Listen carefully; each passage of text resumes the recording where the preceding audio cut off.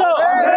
We want justice. We want justice. We want justice. We want justice. We want justice. We want justice. We want justice. We want justice. We want justice. Relief को, relief को, relief को, जोर से बोलो, relief को, relief को, We want justice. We want justice. We want justice. आवाज दो, आवाज दो।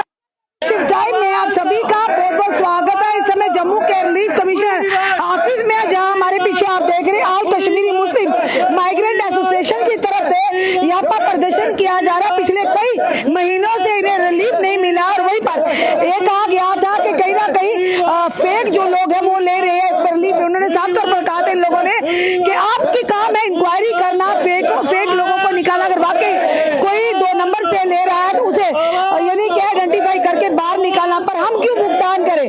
हम पिछले कई सालों से रजिस्टर्ड है और हमें रिलीफ मिल रहा है। तो उसी के चलते एक इंक्वायरी कमेटी भी बनाई गई थी जो कि इंक्वायरी इनिशिएट करेगी और दूध का दूध और पानी का पानी करेगी। पर उस कमेटी को बनाए होने हुए भी 1 महीना हो गया, पर ये लोग लगातार पिछले कई महीनों से परेशानी की कगार पर है। इनकी परेशानी कोई भी नहीं सुन रहा है। चलिए सर से जानते। सर आपका नाम? नजीर अहमद लोन, मुस्लिम माइग्रेंट प्रेसिडेंट। वजीर जी, काफी बार आप लोग सारे आके आए हैं यहाँ पर, धरने प्रदर्शन भी किए हैं, धूप नहीं देखी आपने, ठंड नहीं देखी, पर उसके बाद भी कमेटी का जो गठन हुआ है सिर्फ गठन होता है, कमेटियों का रिजल्ट क्या निकलता है? अभी सरकार जो 2023 से सितंबर 2023 से तकरीबन 1251 फैमिलियों का बिला वजह उन्हें रिलीफ बंद किया है। कोई इनके पास कोई जवाब नहीं है। हमने कोर्ट भी अटेंड किया, कोर्ट ने भी हमारे हक में फैसला दिया और तकरीबन जो साहब का रिलीफ कमिश्नर है या साहब का जो रिलीफ सेक्रेटरी था, उन्होंने ये जानबूझ के 1251 फैमिलियों को बिल्कुल सड़क पर लाया। आज तकरीबन 10 महीने गुजर गए हैं मगर सरकार टस से मस नहीं हो रही है। खाली यही जासा दे रहा है कि आज नहीं कल, आज नहीं कल। खाली ये सरासर झूठ है कि हमारे साथ नाइंसाफ़ी। हम अब सरकार को ये चेतावनी देते हैं, अगर आप लोगों को नहीं देना है, हम ये कार्ड जितने 1251 फैमिलियाँ हैं, ये हम ये कार्ड आपके हवाले कर देंगे। हमारे एक सर्टिफिकेट लिख कर वो देंगे कि हम अपने गाँव जाएंगे। यहाँ कोई शहर में रहता है वो शहर में जाएंगे और अगर खुदा न खास्ता किसी भी फैमिली के साथ कल कुछ हो गया वहाँ पर, उसके लिए ये सरकार जिम्मेदार है। खास करके आज हमारा त्योहार, चलो पहली ईद भी गया, रमजान का महीना भी गया, आज तो बड़ी ईद आने वाली है। बस शर्म है इस एलजी इंतजामिया को भी जो आज तक से मास नहीं हो रहा है कि जो हमारे लिए बिला वजह रोक के रखा है। आपने कमिश्नर साहब से बात की? कमिश्नर साहब के जो हमारे नया कमिश्नर, इसके पास भी 10 दफा गए थे। अब इसने भी परसों तक 1 घंटा वहाँ दरवाजे पर इंतजार किया, नहीं मिलने दे दिया। खाली यही आज नहीं कल नहीं तो परसों हम सेक्रेटरी साहब जो सेक्रेटरी रिलीफ है उसके पास हम 10 दफा गए थे। यही हमारे फाइल कहीं आगे पीछे उसको घुमा रहे हैं। अगर क्या वो उस टाइम सरकार नहीं था जब आपने वो रिलीफ हमारे यहाँ वो आर्डर आपने उस टाइम किए थे, क्या वो गलत थे? वो अफसर गलत थे? अगर आप लोगों के कोई आर्डर गलत या कोई भी उसमें कोई भी कोताही उसमें हुई है तो उसके लिए उस टाइम की सरकार या उस टाइम अफसरों को भी आप नकेल सकते हो। मगर आप बिला वजह हमारे जो बेबस लोग हैं और जो देशभक्त लोग हैं, आज तो हर एक दावा ये कर रहा है कि आज हम देश में आज तिरंगा रैलियां चल रही है, खास करके कश्मीर में। हम उस वक्त की बात कर रहे हैं कि जब कश्मीरी पंडित वहाँ से अगर 90 की दहाई में, तो 90 के बाद में अगर कोई आ गया तो वो कश्मीरी मुसलमान आ गए और जिन्होंने देश के हित में काम किया है, चाहे वो सिक्योरिटी फोर्सेस, उस टाइम सिक्योरिटी फोर्सेस भी डर जाते थे मगर हमने सिक्योरिटी फोर्सेस के साथ भी शान बशान काम किया और आज तकरीबन 32 साल के बाद ये हमको बाहर का रास्ता दिखा दें। यही सबका साथ, यही सबका विकास है, यही एनडीए सरकार चाहती है कि मुल्क में ऐसे हम दंगा फसाद। आप काफी सालों से ये ले रहे हैं रिलीफ, अब बंद करने का क्या मतलब हुआ? यानी कि अगर ले रहे हैं इसका मतलब जो भी विभाग आपको या रिलीफ कमीशन के ऑफिस से आपको जो रिलीफ मिल रहा था किसी ना किसी आधार पर तो मिल रहा होगा, अब क्या ऐसा लुकूना आ गया जो उन्हें बंद करना पड़ा?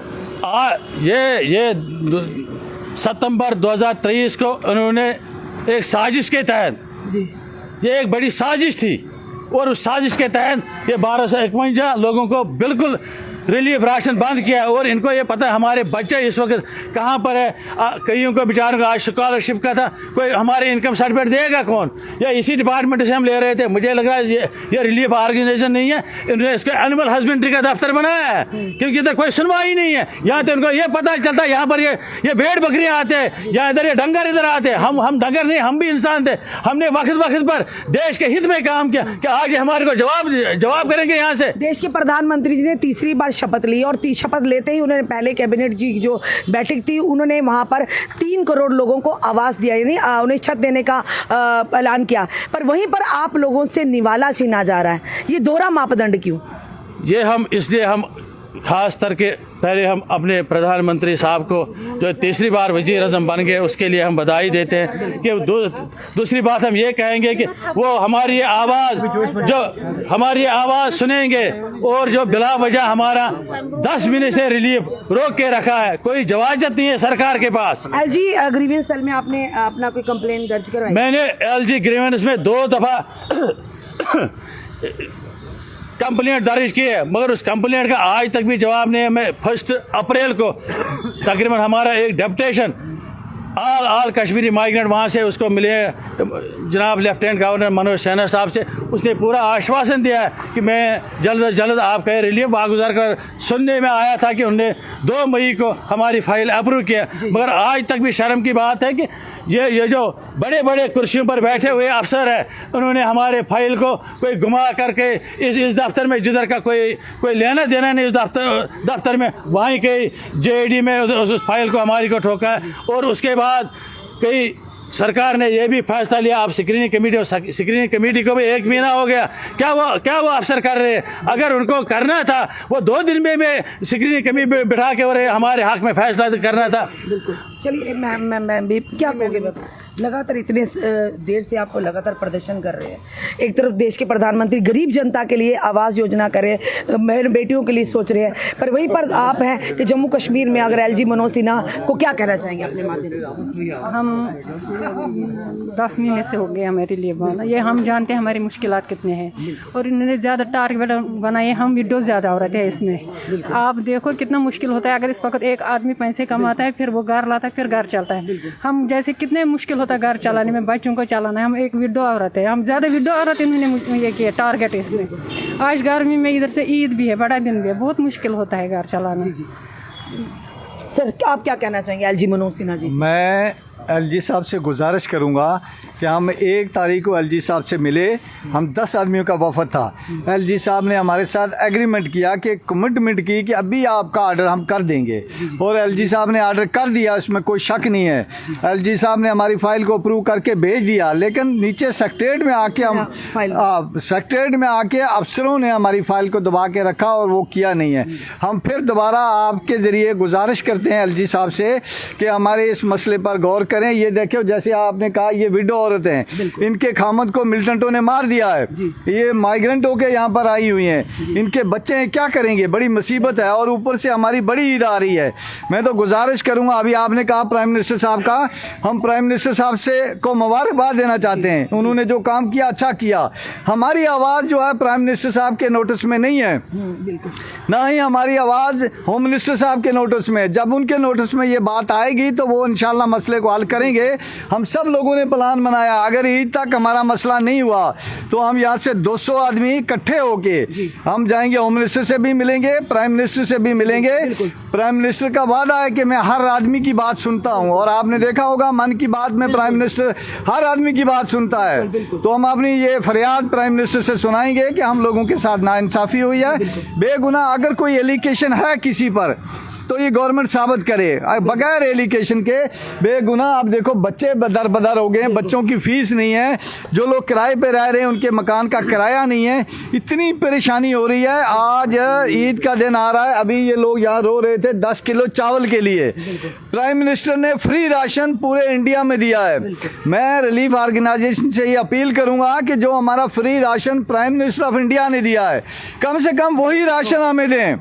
हमारा राशन क्यों बंद किया? राशन तो ये बंद कर ही नहीं सकते किसी भी कानून में, लेकिन इन्होंने राशन भी बंद करके रखा। फ्री राशन जो हमें आता था वो भी बंद कर दिया है। मैं यही गुजारिश करूंगा और अपने रिलीफ कमिश्नर साहब से, चीफ सेक्रेटरी साहब से और गवर्नर साहब से कि हमारा मसला ईद से पहले हल कर दें। ईद के बाद हम दिल्ली जाएंगे सारे लोग। धन्यवाद।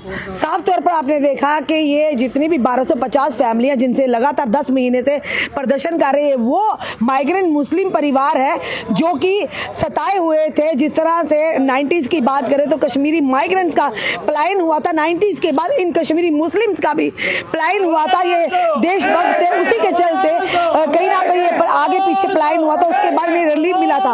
आज 10 महीने से इनकी कोई भी सुनवाई नहीं हो रही और ये भी प्रधानमंत्री, देश के प्रधानमंत्री जिन पर इन्हें विश्वास है, क्योंकि देश के प्रधानमंत्री अच्छा कार्य कर रहे हैं, वो हर एक गरीब की आवाज सुनते हैं। और उसी के चलते अगर जम्मू कश्मीर की बात करें तो एलजी मनोज सिन्हा जी ने भी कहा था कि कहीं ना कहीं लाइन में खड़े आखिरी गरीब की भी आवाज सुनूंगा। तो इन्होंने ये भी कहा कि एलजी मनोज सिन्हा जी ने 2 मई को हमें आश्वासन दिया था, मई भी किया, अब जून भी है। आखिर इनकी फाइल क्यों रोकी गई है, कहां पर रोकी हुई है? हम एलजी मनोज सिन्हा जी से भी ये निवेदन करते हैं कि लोगों को देश के प्रधानमंत्री पे विश्वास है और जम्मू कश्मीर की जनता को भी आप पे भी विश्वास है। आप अपने वायदे पे खरा उतरिए ताकि इन लोगों को आने वाले दिनों में जो त्योहार आ रहे हैं इन्हें कहीं ना कहीं मायूसी ना हो। आखिर क्यों इनका रोका गया है रिलीफ, ये समझ नहीं आ रही। लगातार पिछले 10 महीने से इनमें विधवा औरतें भी हैं बेचारी, जिनका कोई कमाने वाला नहीं। इसी रिलीफ के सहारे वो 2 वक्त की रोटी खाती थी, आज वो भी परेशानी में के आलम में है। जरूर कहेंगे रिलीफ कमिश्नर से भी अगर कोशिश करेंगे बात करने की कि आखिर कहां पर रोकी गई इनकी फाइल, जब एलजी मनोज सिन्हा जी ने आश्वासन दिया है कि विद इन डेज ही आपकी समस्या का हल होगा, फिर क्यों अभी तक हल नहीं हुआ? आपका क्या कहना है इस वीडियो को देखकर? अपने कमेंट, अपने सुझाव हमें दीजिएगा। इस वीडियो को जितना सके शेयर कीजिए। जुड़े रहिए ऐसे हमारे साथ अगले अपडेट के लिए। जय हिंद, जय भारत।